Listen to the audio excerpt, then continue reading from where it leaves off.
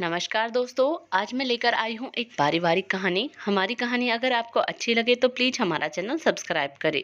दिव्या अपने पति विशाल के कंधे का सहारा लेते हुए अपने कमरे की ओर धीरे धीरे बढ़ रही थी। दिव्या की चिंता स्वाभाविक थी। पैर में मोच के बाद वह सीधी भी चल नहीं पा रही थी। दर्द भूलकर उसके दिमाग में सिर्फ आने वाले दिन के काम घूम रहे थे। तुझे भी भगवान आज ही का दिन मिला था मुझे चोट देने को। दीदी को देखने वाले भी कल आ रहे हैं। मम्मी जी और दीदी को यही लगेगा ना, काम नहीं करना पड़े, इसीलिए महारानी बहाना लेकर बैठ गई। विशाल ने कहा, मैडम क्या मन ही मन बड़बड़ा रही हो? दूसरा पैर तो सही है, उस पर भी जोर डालो। सारा का सारा वजन मेरे कमजोर कंधे पर डाल दिया। दिव्या गुस्से में लंगड़ाकर खुद जलने लगी। जब से शादी करके आई हूँ, घर की सारी जिम्मेदारियों के बोझ मुझ पर डाल दिए गए हैं। मेरे कंधे तो अंबुजा सीमेंट के बने हैं। दिव्या बड़बड़ाते हुए अपने कमरे में चली गई। विशाल पत्नी की परेशानी समझ रहा था, लेकिन ना तो बहन को समझा सकता था, ना ही माँ को, क्योंकि माँ बेटी दोनों ही गर्म स्वभाव की थी।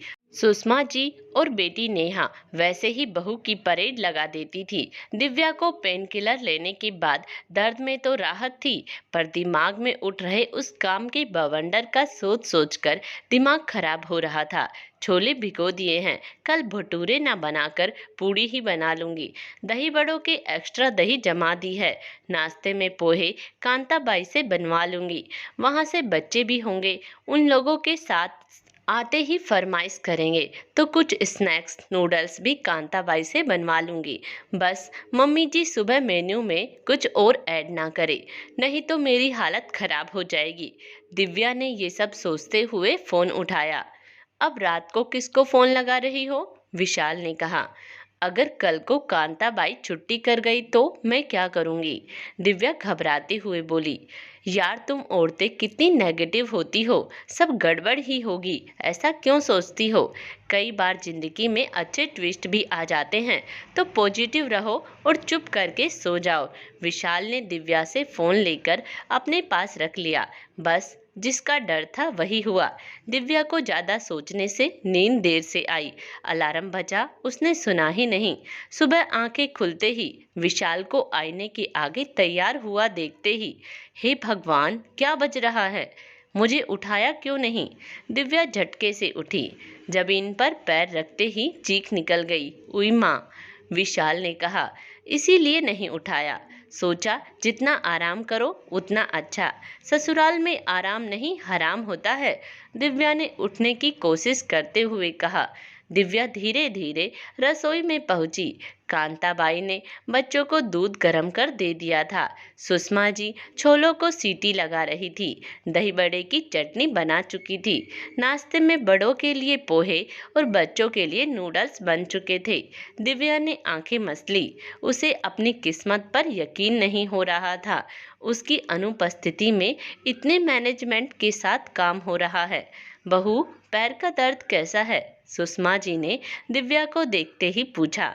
ठीक हूँ मम्मी जी, वो फोन इन्होंने अपने पास रख लिया था रात में, तो अलार्म नहीं सुन पाई, नहीं तो आपको इतनी तकलीफ नहीं होती। नहीं, ऐसी कोई बात नहीं, अब तुम बच्चों का डिब्बा पैक कर दो। विशाल और पापा जी को मैं चाय के साथ पोहा देकर आती हूँ। दिव्या को समझ नहीं आ रहा था आज क्या हो रहा है। चोट मेरे पैर में लगी है या मम्मी जी के दिमाग में? बिना किसी ताने सुनाकर चुपचाप रसोई के काम कर रही है। नेहा दीदी भी सुबह जल्दी उठ गई है। सबने साथ बैठकर नाश्ता किया। नेहा का व्यवहार भी अलग था। वह भाभी भाभी चिल्लाने के बजाय घर में साफ सफाई में लगी हुई थी।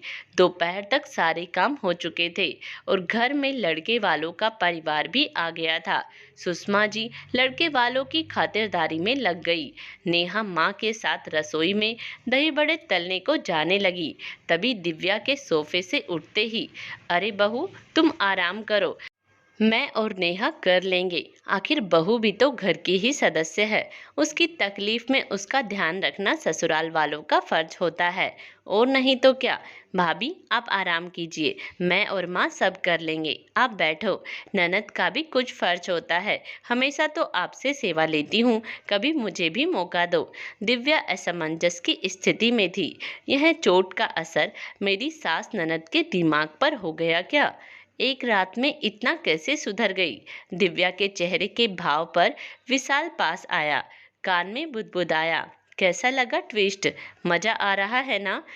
तुम ठाठ से बैठी हो, दीदी और मम्मी रसोई में। सचमुच मजा तो बहुत आ रहा है, पर यह संभव कैसे हुआ?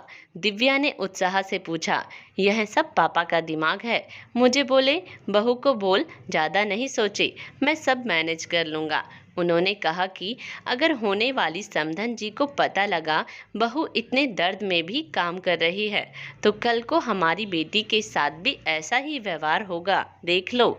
इससे अच्छा बहू आराम करती दिखेगी तो वो भी सोचेंगे कि हाँ बहुत तकलीफ में है, पर सास और ननद है तो आराम कर रही है। पापा जी जानते थे नेहा और सुषमा जी अपने होने वाली समधन के परिवार के सामने आदर्श सास का उदाहरण प्रस्तुत करेंगी, जिसका फायदा मेरी घायल बहू को मिल जाएगा।